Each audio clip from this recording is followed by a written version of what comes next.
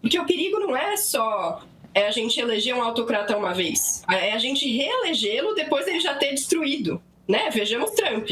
O que aconteceu com o Trump segundo mandato 2, depois do interregno Biden, né? Então, eu acho que essas eleições, o cenário eleitoral agora é mais crítico que 2018, e justamente por isso é muito perigoso a gente colocar em termos de escândalo de direita ou esquerda também, concordo com você, que não é um enquadramento, corrupção da direita ou da esquerda. A gente está falando de um problema que atravessou vários governos, e justamente por isso não pode ser enquadrado assim, né?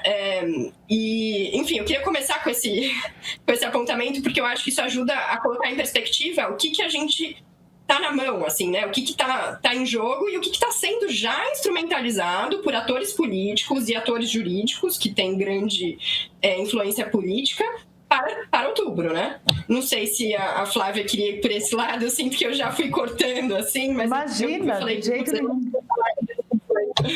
Não, que isso. E, por favor, como eu te falei antes do programa, este é um programa em que a gente se dá umas atravessadas mesmo e discorda e concorda e vai e vem, e é o espírito mesmo. Bem-vinda, Marina. Boa tarde, Lu, Pedro, público, todo mundo. Eu concordo muito, Marina, com o que você colocou, e eu queria até pegar também o que o Pedro falou e acrescentar. Tem mais ou menos umas 3 semanas eu fiz um Cá Entre Nós, que é a coluna que eu tenho semanal em vídeo aqui no meio, justamente com essa provocação, Pedro. Eu perguntava de saída se, afinal, era um escândalo de esquerda ou de direita e se isso importava, né? E é claro que para cada um dos lados, para quem está tentando construir os discursos político-eleitorais de 2026, importa, porque você vai instrumentalizar o escândalo com vistas à eleição e precisa colar mais no lado de lá do que do lado de cá. Então, quando a gente está pensando no cálculo eleitoral de cada grupo político, você tentar enquadrar ideologicamente faz sentido. Mas, num aspecto mais amplo, mais republicano, de a gente querer que este caso promova algum tipo de mudança que impeça que casos assim se repitam, este enquadramento é inócuo. Além dele não ter precisão, ele é inócuo, porque você abre mão de tratar do problema sistêmico. E, para mim, o que fica muito claro quando a gente está falando do problema sistêmico que o Master vai revelando a cada novo vazamento, a cada nova etapa de descobertas, né?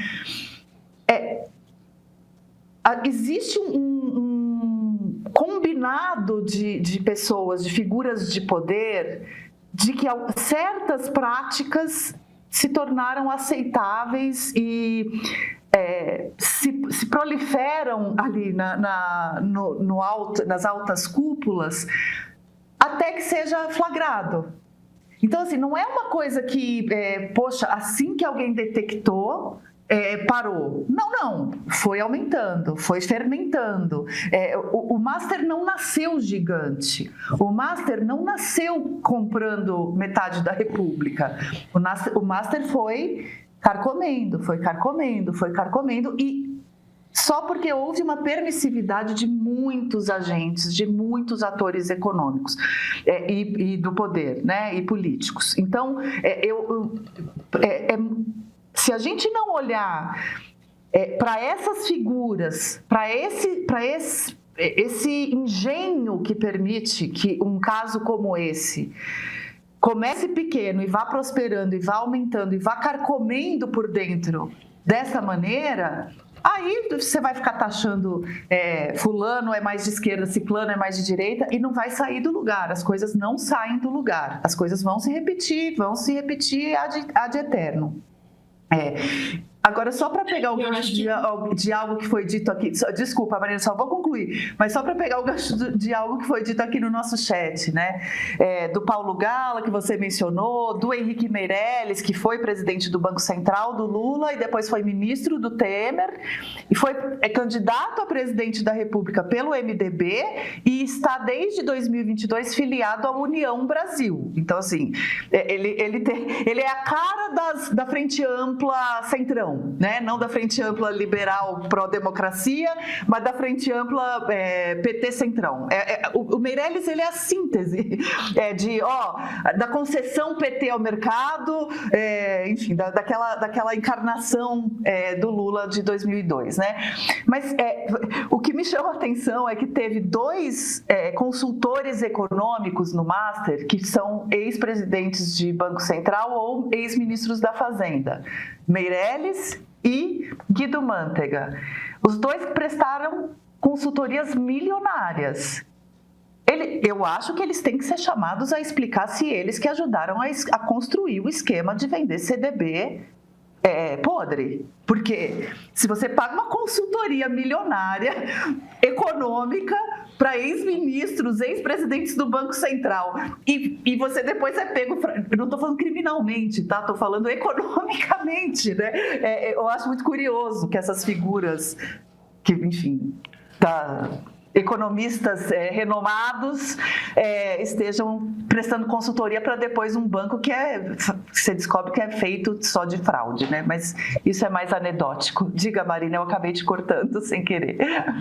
Não, eu achei fantástico que você falou isso, porque isso também reforça o gancho que eu queria fazer, no sentido de que bom que isso está vindo a público, né? Porque isso só pode vir a público numa condição democrática. A gente viveu 4 anos de um governo autoritário que tentou barrar o acesso à informação pública. É inegável a quantidade de documentos públicos que foi para sigilo de anos, de décadas, sob o governo Bolsonaro. E a questão da corrupção é a coisa que os estudiosos sempre falam, né? É o paradoxo. Ninguém quer ser chamado de corrupto. Me fale um eleitor que quer votar em um candidato corrupto, um político corrupto. Ninguém. Mas você tem uma questão que você vive numa democracia que tem muita gente envolvida no poder. É bom que os escândalos venham a público para serem escrutinados a público, né? E para eles serem devidamente julgados. O que a gente não aceita é que isso seja sigiloso, né? Então, esse é um primeiro braço, sim, que todas as pessoas deponham. E que deponham, independentemente se é esquerda, se é direita, se é governo de X, Y, Z ou qualquer outra coisa, né?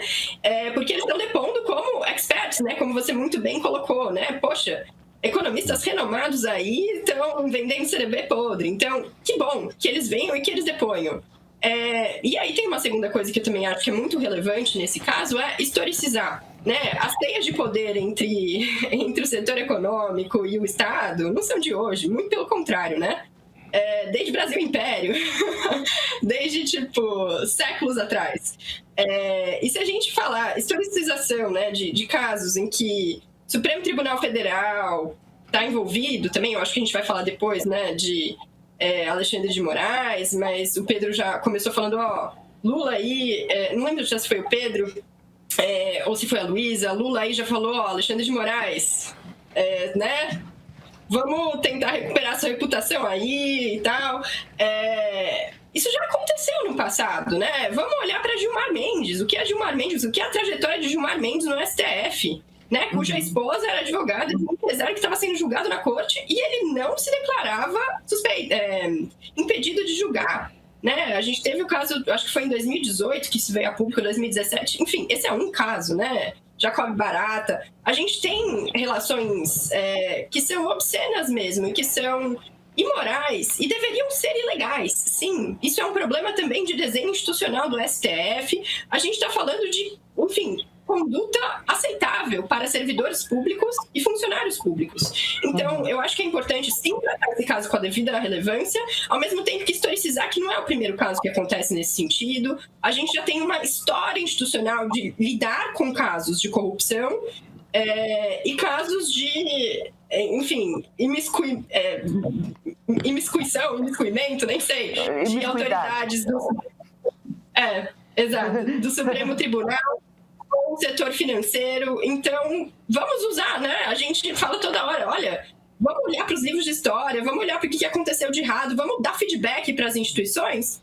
Façamos isso, né? Agora, o que a gente aprendeu no passado com esses casos? O que a gente aprendeu em 2018 com a Lava Jato, né? Que bom que Lula está trazendo isso a público e falando também, pessoal, isso aqui não está aceitável, né? Agora, se isso é suficiente ou se não é, a gente precisa discutir, de fato. Exato.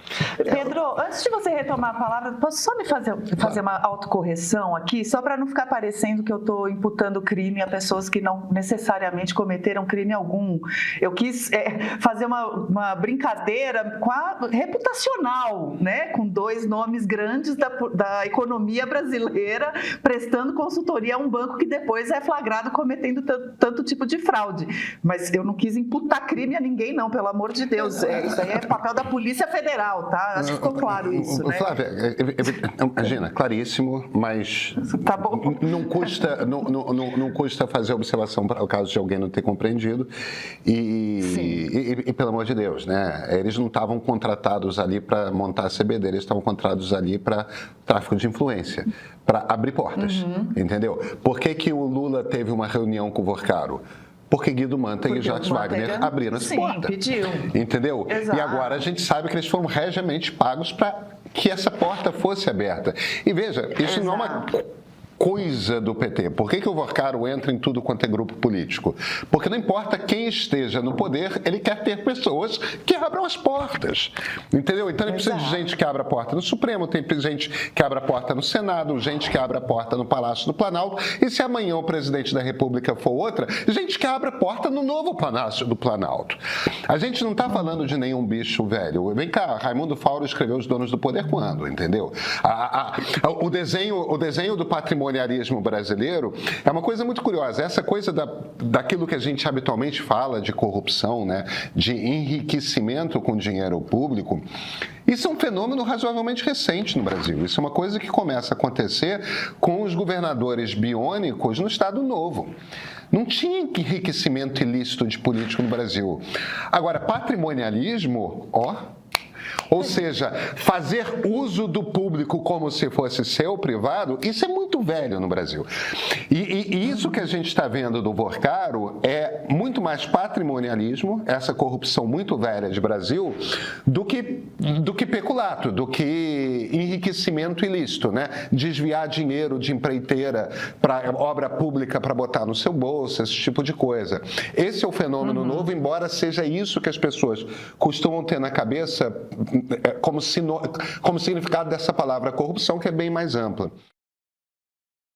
O jogo pesado começa agora. As principais candidaturas estão postas e a fase de aquecimento passou. Você provavelmente já tem uma opinião sobre a eleição, mas ela é baseada no quê? A edição de abril da pesquisa Meia Ideia já está no ar. São dados exclusivos, sem filtros partidários, sobre a intenção de voto e o que o eleitor realmente está pensando. Quem é assinante premium recebe o relatório completo em PDF para não ficar sem argumento e para usar de base em debates e conversas. Além da pesquisa, você também garante acesso ao nosso pacote eleições com os bastidores de Brasília que você não lê em outro lugar. Tem ainda vantagens como descontos nos cursos do meio, acesso ao catálogo completo do nosso streaming e mais 2 newsletters especiais por semana com matérias e entrevistas exclusivas sobre o ping-pong político. São apenas R$15 por mês para ter informação antes de todo mundo. Assina o Meio Premium. Lugar de quem pensa de verdade é aqui, no Meio.